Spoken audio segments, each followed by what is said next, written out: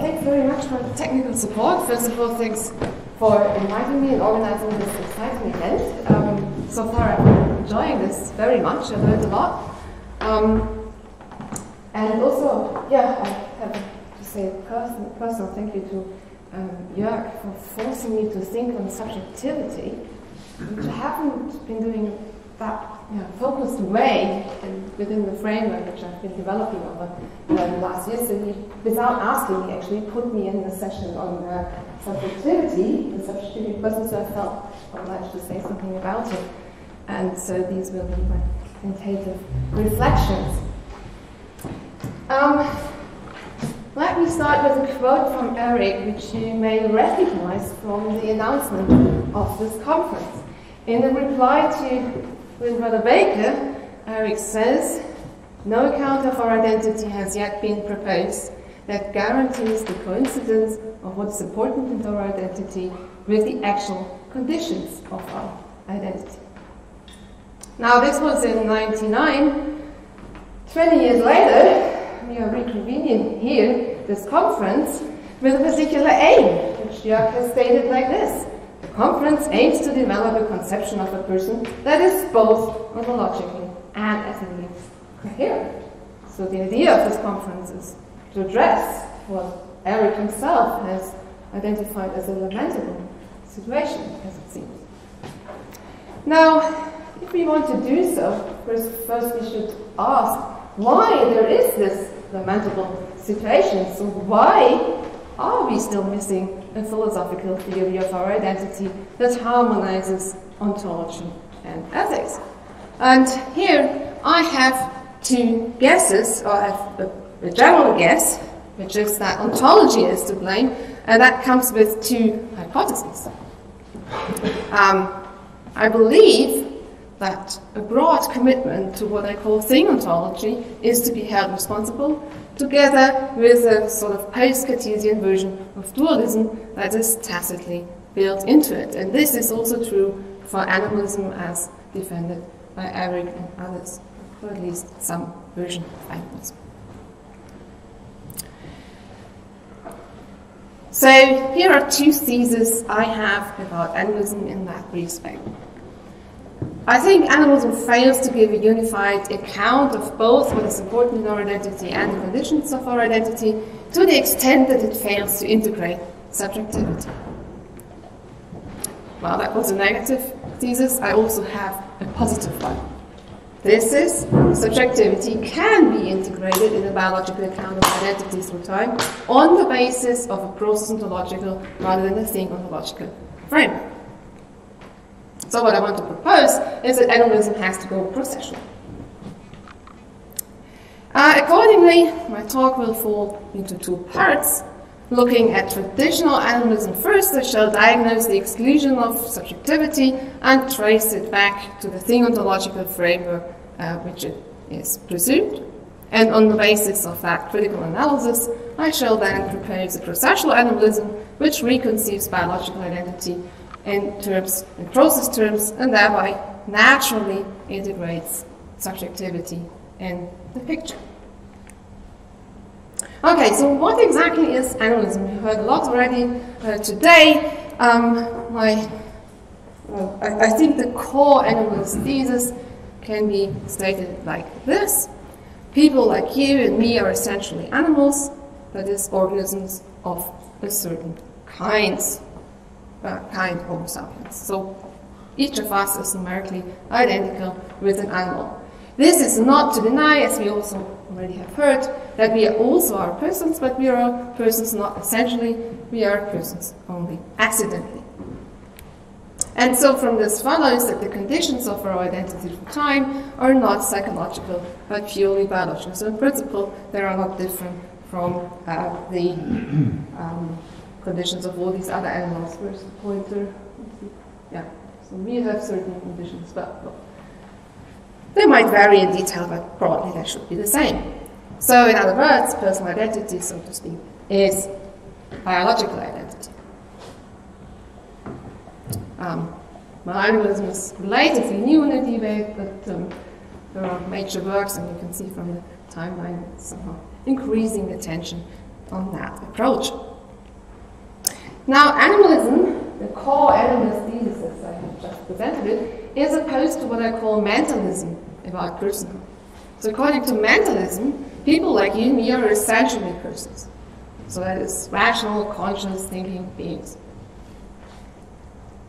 And so, accordingly, the conditions of our identity in time, if there are any, we'll say about this something in a second, are purely psychological, just as they possibly are for God, angels, computers, or other thinking beings.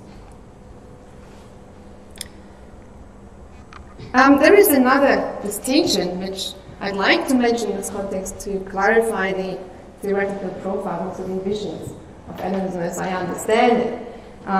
There is this common distinction between complex and simple views of personal identity. This is somewhat controversial, but maybe a way to clarify the basic idea behind this by asking this question: can personal identity be reduced or explained in terms of certain empirical relations? And reductionist or complex theories answer this question in the affirmative, say yes, there are certain relations of continuity, and non-reductionists or simple theories deny this.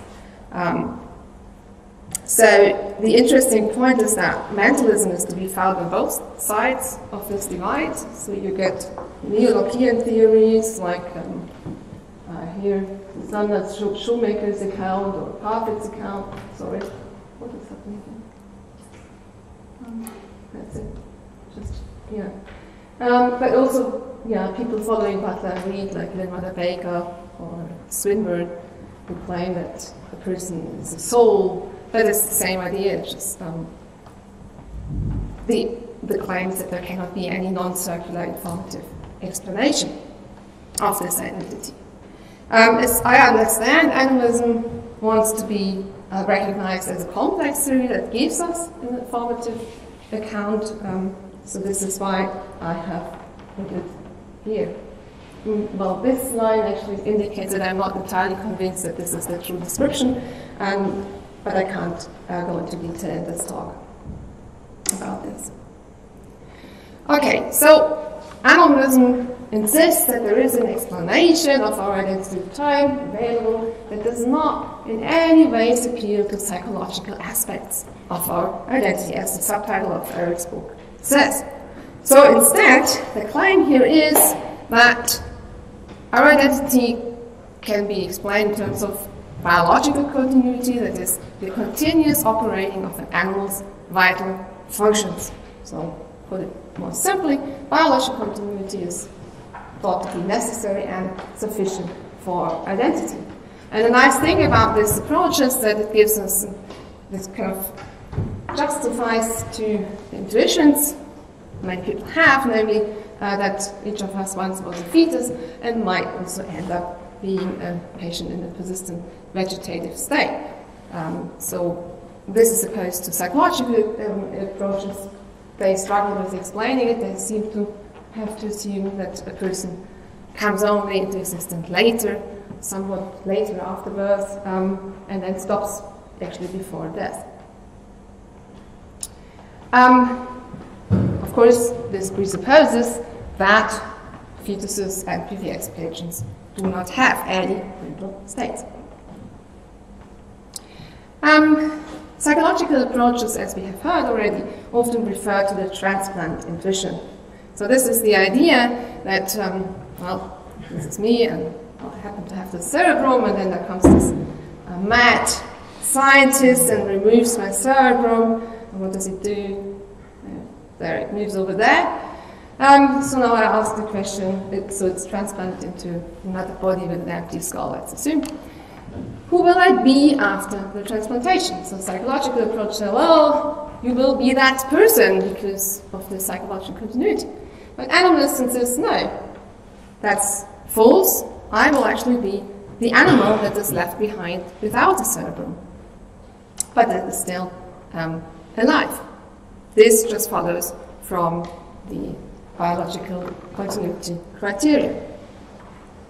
However, Eric admits that there might still be reasons to be concerned about this other person that ends up with my cerebrum.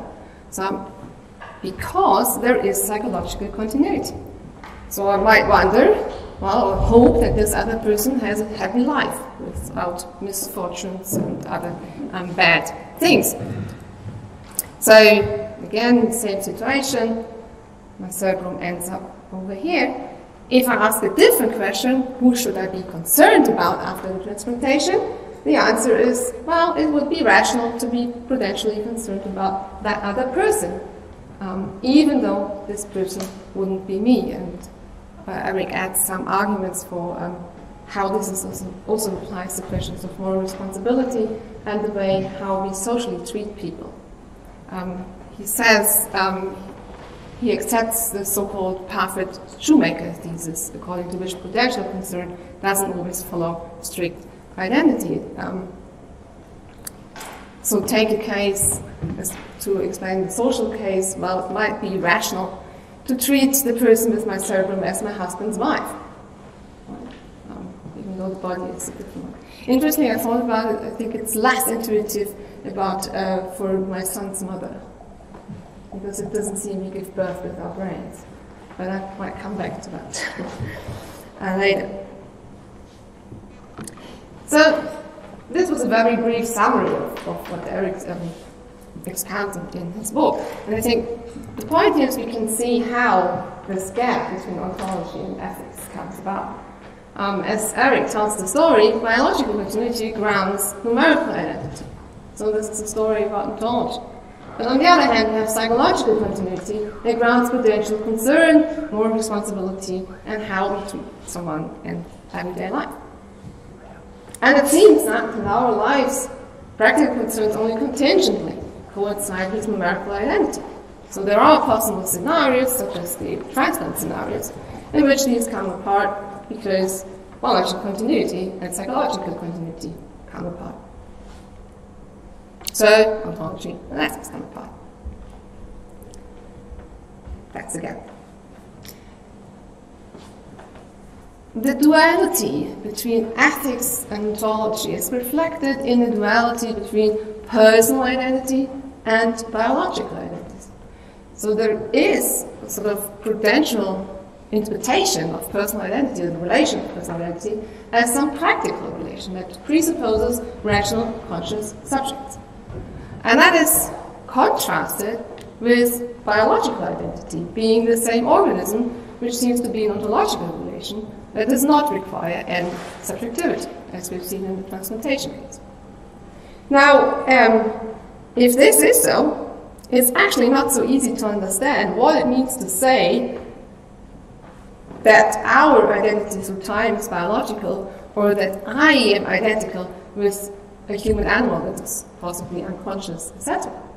Because there is no subject. So what do the personal pronouns refer to when there is no subject present? As we referred to. Subjectivity is expelled from the realm of ontology. However, there's another door that's opening for it, which is ethics. So let's ask here a little bit more in detail, what exactly is it that drives this move, this shift, this transfer of subjectivity from ontology to ethics? I think the driving presupposition here is really that psychological continuity, that there can be psychological continuity without biological continuity and vice versa. So they're not entangled, they're separate. And so the idea here is that an organism is somehow a merely biological identity that only contingently and temporarily exhibits psychological properties.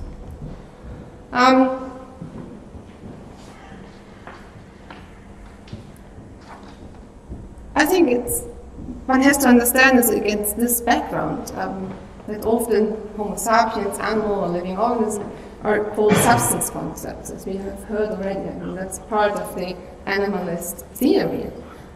So when that comes together with the claim that the concept person is a face song, something that applies only temporarily to the substance, the biological substance the organism is meant to be. So substance concepts tell us something about what sort of substance we are dealing with.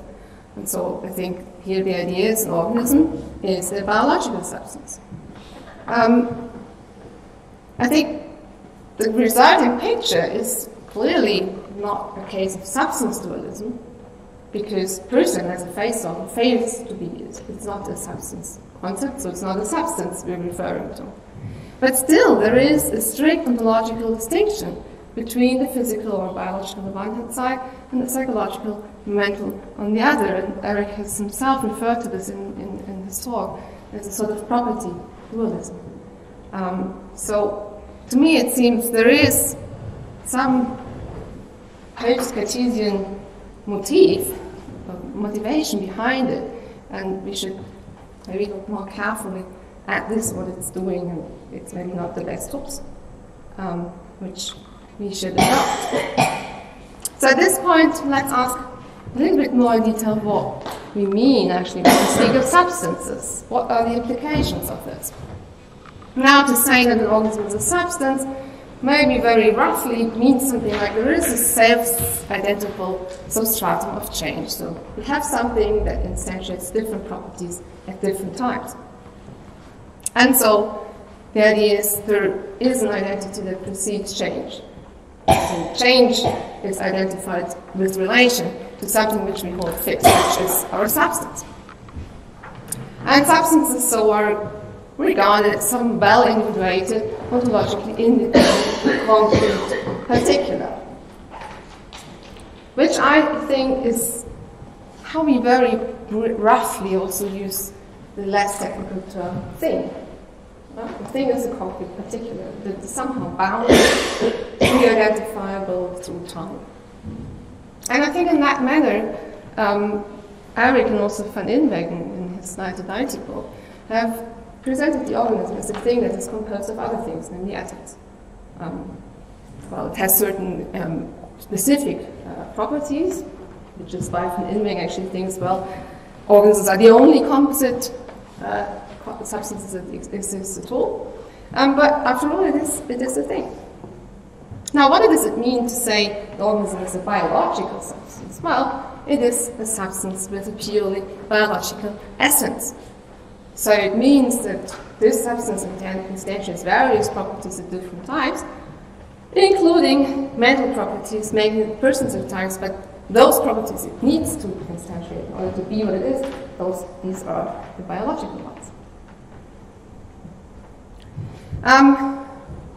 As I have argued in the paper, one of these collected volumes lie there on the table, I think it's interesting to look a little bit in the history of substance ontology. And one thing that occurred to me is that it seems conceptually there are two aspects of the concept of substance. There's this the thing aspect, that we pick out a concrete particular, and it is the aspect that tells us what sort of concrete particular we're dealing with. And if you look in the essence aspect and the history of that, we find different versions, different answers to what sort of substance the human person is. There is mentalist dualism, which thinks, well, a person is a thinking thing that is only accidentally attached to a body. We find Aristotelian hylomorphism, where the idea is a person is a living thinking thing. And then animalism comes along and says, well, yes, it is a living thing, full stop, not thinking. It might be thinking, but that's accidental. It's also interesting to look a bit further at the other part of the divine, the thing aspect, and I can't go into detail here, but I give you at least this picture, which might be a little bit confusing at the moment. All I want, the point here is to say, well, I believe that Humean ontologies, they pick up on the thing aspect. They deny that there are larger composite substances. They just stick with a discrete existence. And that translates into a bundle view of the person, where you have just mental events that sum up to a bundle which we then call the person. And so I like to speak of thing ontology because it includes these different versions of it. So we have substance ontology in a more traditional sense, maybe Cartesian or Aristotelian, but we also have Humean ontologies, which I subsume here. Now, a word on thing ontology. What is it? Well, thing ontology, very broadly speaking, is the idea that things are the primary building block of reality. And, well, as I said, these can be bigger things, which we call substances, or it can be smaller things, atoms, states, even events. Interesting, if you look into the ontology of events, you might think, well, it's about change and process, but it's actually not. And many people keep telling me, well, an event doesn't change because it's a change itself. And we have this idea, it's basically a location in a spatio-temporal matrix, and it's a discrete existence, just as Lewis spelled it out. Now, why am I telling you this? Because I want to make this point that thing ontology isn't good if we, animalism fails to be as good as it is and realize all its potential if it's combined with thing ontology. There is one criticism which I have laid out different places, so I can't argue for it in detail here. That is that I do think thing ontology prevents animalism from giving an informative account of biological identity that would also align with biology. That Eric knows this. I gave a talk on that in London, and that's coming out in a collected volume on biological identity. So the idea is if you start with the assumption the organism is a substance, then the substance is self-identical by definition.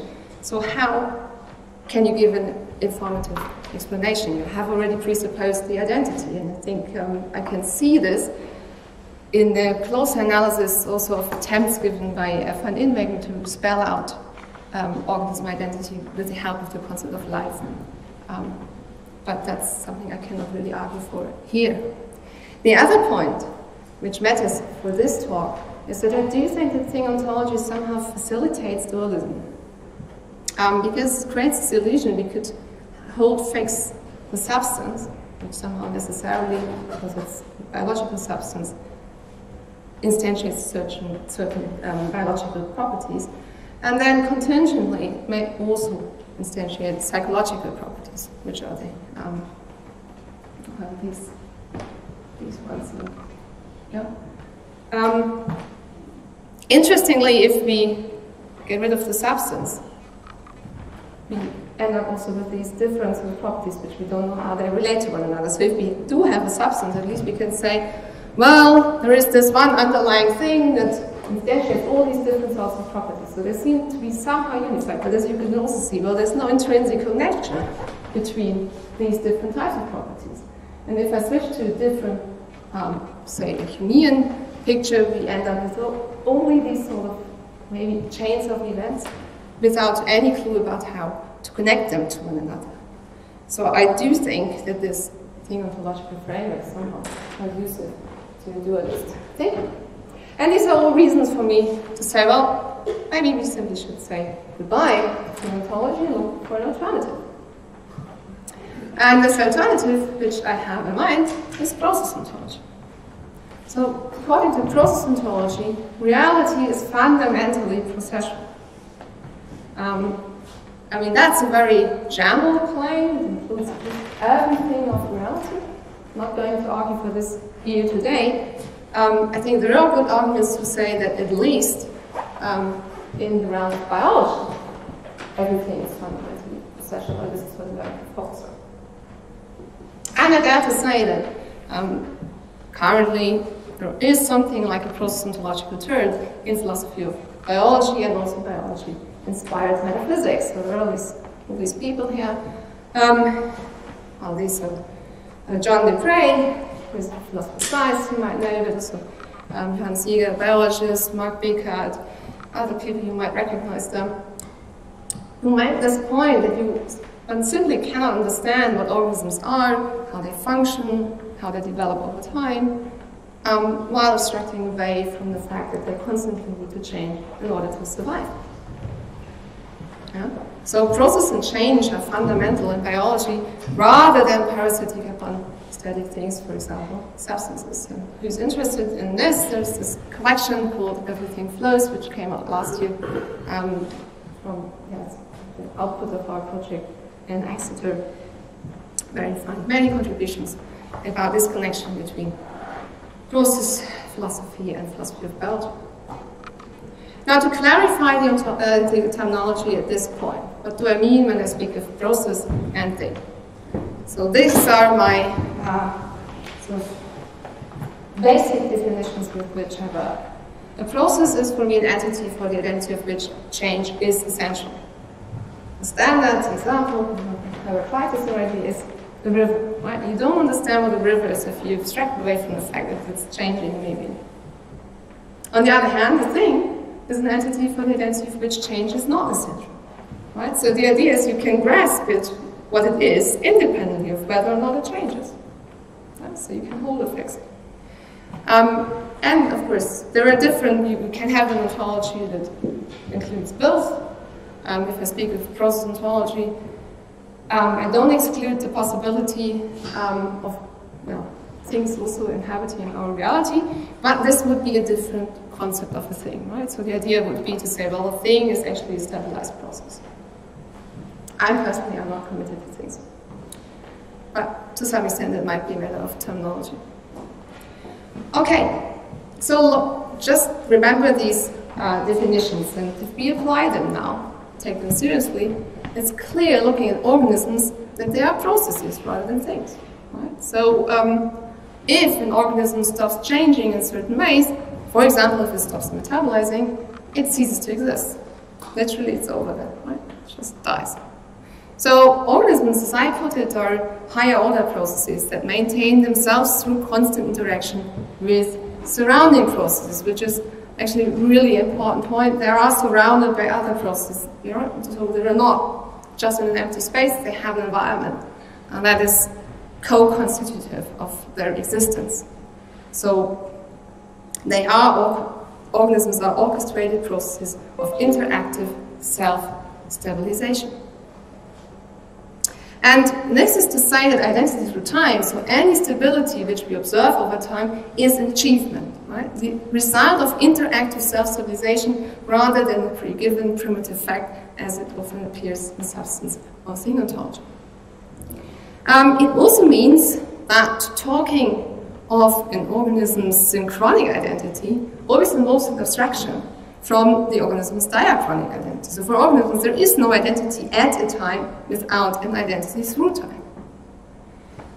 The process view has also important implications for the concept of parthood with respect to organisms, so contrary to what some modern visions of substantiology, for example, it's a big deal in philosophy of biology, the new mechanism paradigm, what's suggested there, organisms are actually not reducible to parts. So any parts function and existence depend on the processual organization of the organism as a whole. So Peter van Inwegen has called this in his book holism, and he rejects it.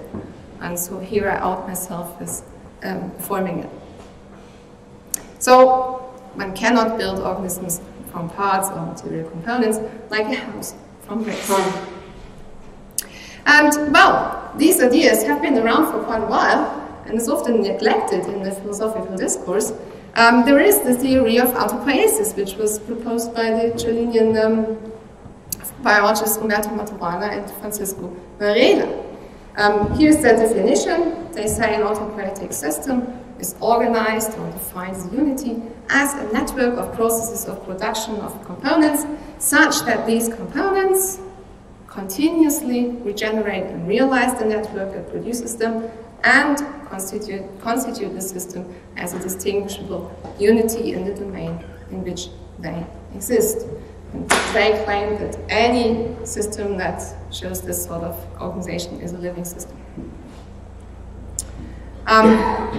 Here, it's worth looking again at metabolism, which seems to be like the most, maybe the most fundamental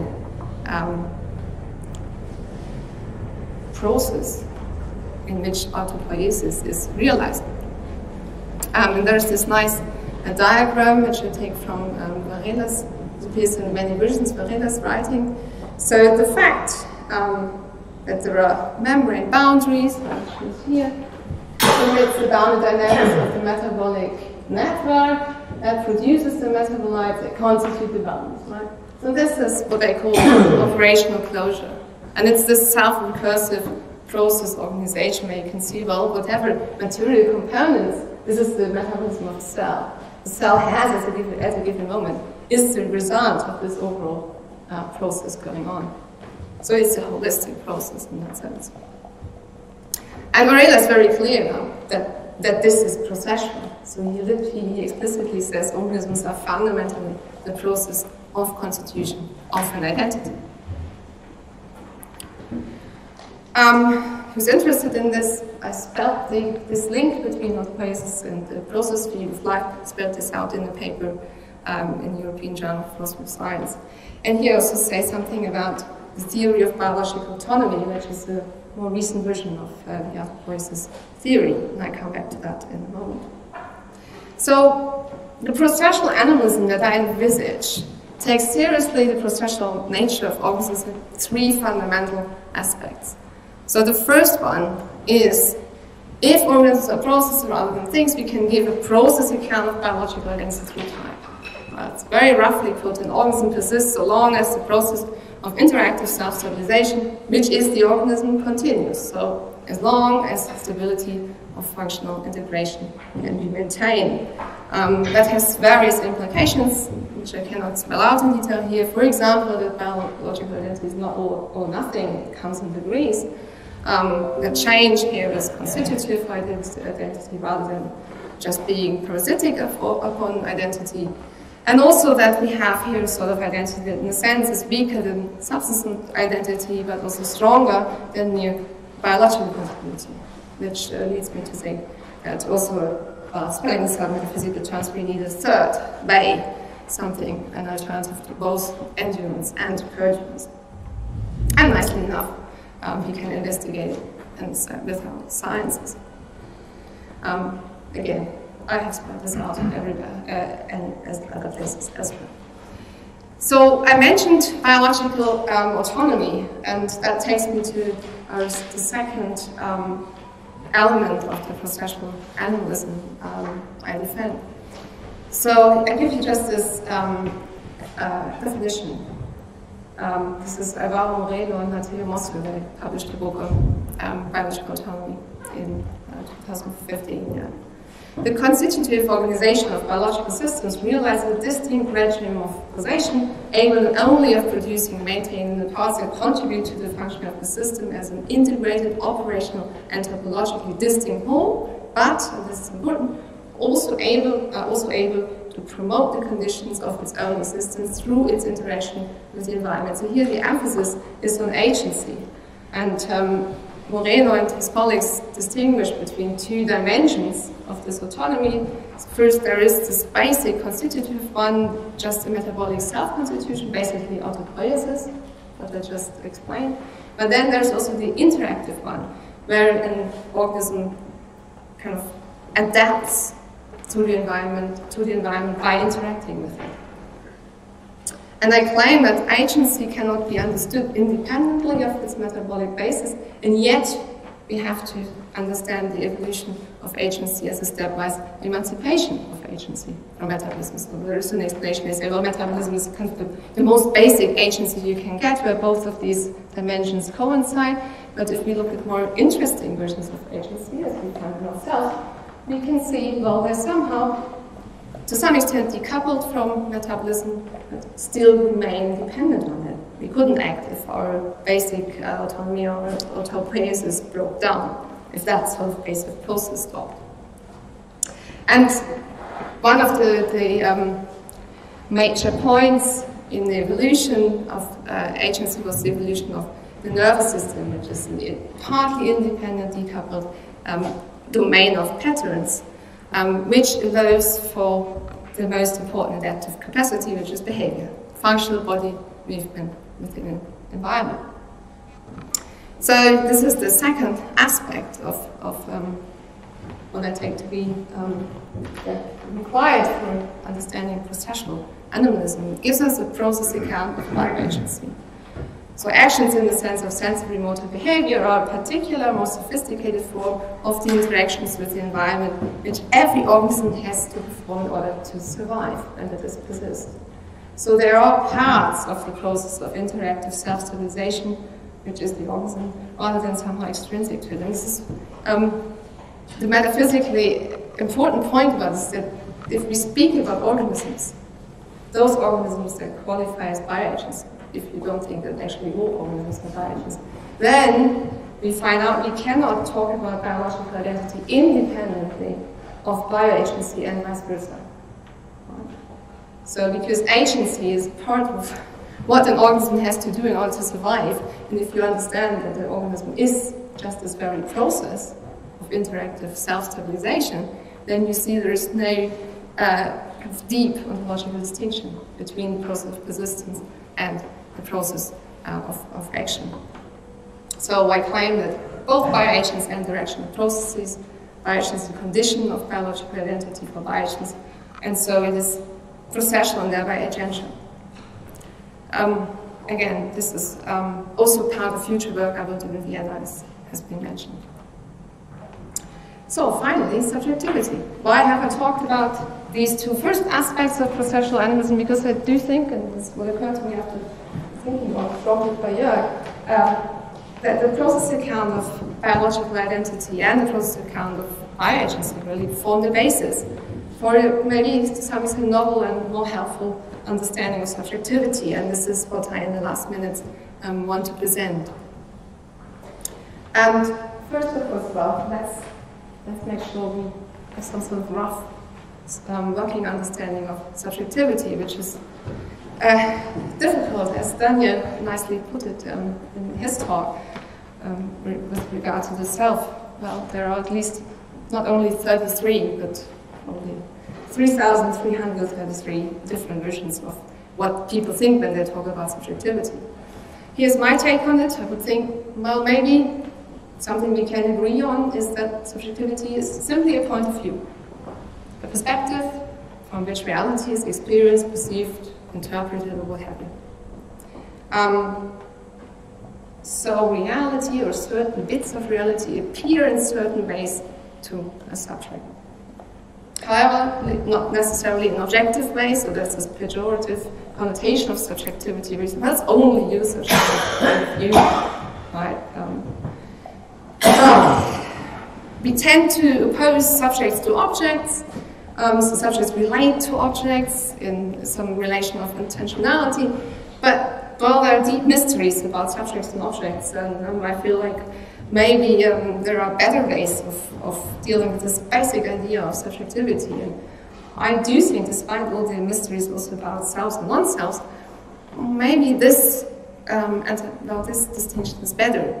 So my take would be to say a subject is a self that recognizes itself as distinguished from a non-self or non-selves in some completely rudimentary way. Right? So there's some awareness of the distinction of what I am and what I'm not. But really keep in mind it's rudimentary. So what I want here is a basic notion of subjectivity that is not tied to consciousness, reflection, representation, personhood, etc. Helpful in this respect are some ideas put forward a long time ago already by the German philosopher Hans Jonas. So I think what he basically did in his book,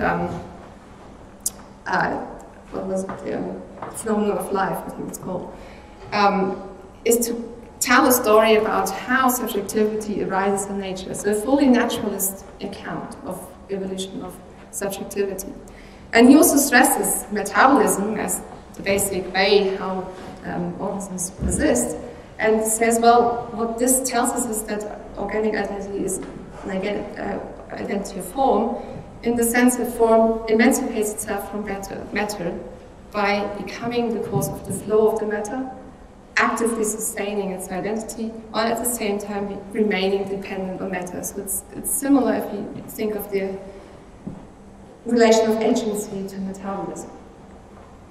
So he coins this phrase of needful freedom. So form, or stability over time, exactly what I mean by higher order continuing processes, sort of stability and functional integration, stands in relation of needful freedom to matter, to the flow of matter, the different parts I consist of at every moment. And this is for him the birth of subjectivity. and the self. Here's a nice quote: "Challenge of selfhood qualifies all this beyond the boundaries of the organism as foreign and somehow opposite, as world in which, by which, and against which it is committed to maintain itself. Without this universal counterpart of otherness, there would be no self."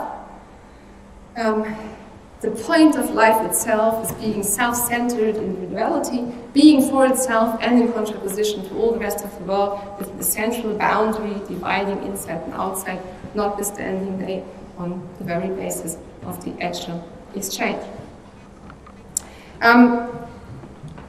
So the idea here is the self is something that has boundaries, and through having boundaries there is this distinction between the self and what it is not, the non-self. And it's very important to understand, to have a proper grasp of what it means to be the boundary of a living thing, right? So the idea is not that living boundaries insulate a living thing, because then the interaction that actually maintains and creates the living being couldn't take place. So what we find if we look at real boundaries in living things, such as membranes, for example, is they're always semi-permeable. So and that is in order to facilitate the selective and controlled interaction with the environment. I could say a lot about the immune system here as well. I skipped this for reasons of time. So living boundaries themselves are maintained through interaction, so they are processual and enacted. Or as I sometimes put it, there are interactive, interaction-enabling regulations of interactions.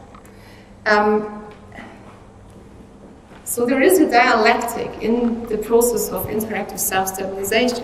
So one has to maintain one's boundaries to be a self through interacting with which is beyond these boundaries, the world. This is exactly the need for freedom thing. So I need the world outside in order to be myself, but I have to constantly demarcate myself from it. And there's a nice discussion at the moment in philosophy of biology about biological normativity. So the idea here is that this dialectic process of interactive self-stabilization gives rise to needs which transform into goals that then are achieved through suitable actions. And here you see the connection with my process account of bioagency. So there is an intrinsic normativity of bioagency, so that environment has a meaning related to a perspective that is created by this very process. And here we saw in that as a result of it, environment provides affordances for actions. So biological normativity in that sense is linked to biological selfhood. And this matches very well with an activist approach to cognition. I need to be very quick on it, but it has been mentioned before in some of the talks here. So, I mean, I do hope I have so far introduced a way where we might find ourselves able to think of biological selfhood in a very basic way, as something that does not require any sophisticated psychological states. Right? And so then it might still be true that the birth of the self is the birth of the self, but we will have to radically reconceptualize the mind. And this is the agenda of enactivism, which against computationalism stresses the agential and holistic character of cognition. So there is this sensory motor loop which is assumed that action gives rise to perception, and perception gives rise to action. And so the idea is organisms persist by cognizing. So cognition is not something sophisticated, it just is a biological function, it's integral to the process of interactive self-stabilization. So mental or cognitive processes and biological processes are intertwined. There's a continuity between life and mind. And well, mind is not just in the head, but it's embodied, it's the whole body. The brain is, after all, just an organ of the entire body. So this is the third aspect then, a process account of subjectivity, which is tentative, that's admitted. But I think it's worth thinking about it. So subjectivity, that perspective would be a process of generating meaning through agency.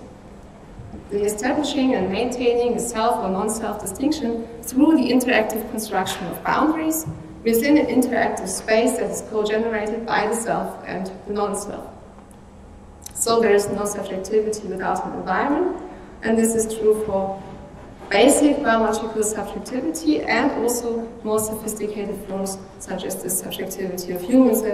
I've worked on this with respect to personal identity.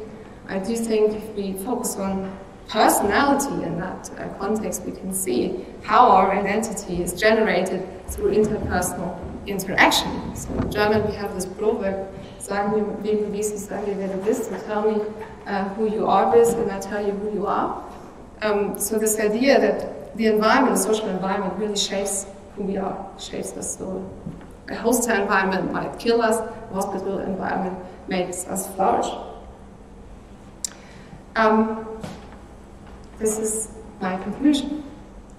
So taking together these three aspects of processual animalism, I think or to put it differently, thinking processually with biological identity and understand how this relates to agency gives us a grasp also on subjectivity in processual terms that allows to close the gap which was turned open by the standard animalistic account. And I think it does so by defying any sort of Cartesian style distinction between biology and psychology. The subject, from that point of view, most fundamentally, is the whole orchestrated process that strives for survival in an environment through interacting with this. So in living beings, psychological continuity cannot be separated from biological continuity, right? So what is an animal? It is this whole process, and it is also this whole orchestrated, multi-layered process that we care about, including its embodied life history. Right? So I think that animalism actually concedes too much to the psychological approach by tying prudential concern to psychological continuity. So cerebral transplantation removes maybe, I mean it's a tricky point, but I try to argue for it. It might remove our cognitive access to our perspective, because we don't have a brain anymore we can think with. But it's questionable if it removes the perspective itself. I mean, just think of, for example, an early embryo that still would qualify as this orchestrated process that strives for survival in the environment. It's actually kind of researching on pregnancy, the metaphysics of pregnancy. This is, I could say a lot more about it. Even though, yeah, it doesn't have any cognitive access to it. So we can still recognize it as a subject in this very basic rudimentary sense, I think. So I think animals simply shouldn't assume that cerebral transplants move a person from one place to another. And even if it turned out that the person with my cerebrum that this would really be a person, it wouldn't be the same person as me. It just would not be me. And also, animalists shouldn't think that cerebral transplantations move animals around. Right? The brain isn't an animal, it's an organ of an animal. And if it's true that the mind is not just in the head, then by getting rid of the brain, well, what happens? Nothing. Right? I mean, we lose stuff, but we are still there as an animal. So, I think, given assuming such a basic processual account of subjectivity, we can say that ontology and ethics coincide in biological subjects, and so processual animalism, I think, guarantees the coincidence of what is important in our identity with the actual conditions of our identity. Thanks for your attention. I have to acknowledge that this funding of the EOC, the project I'm working on, and yeah, other writers. Thank you.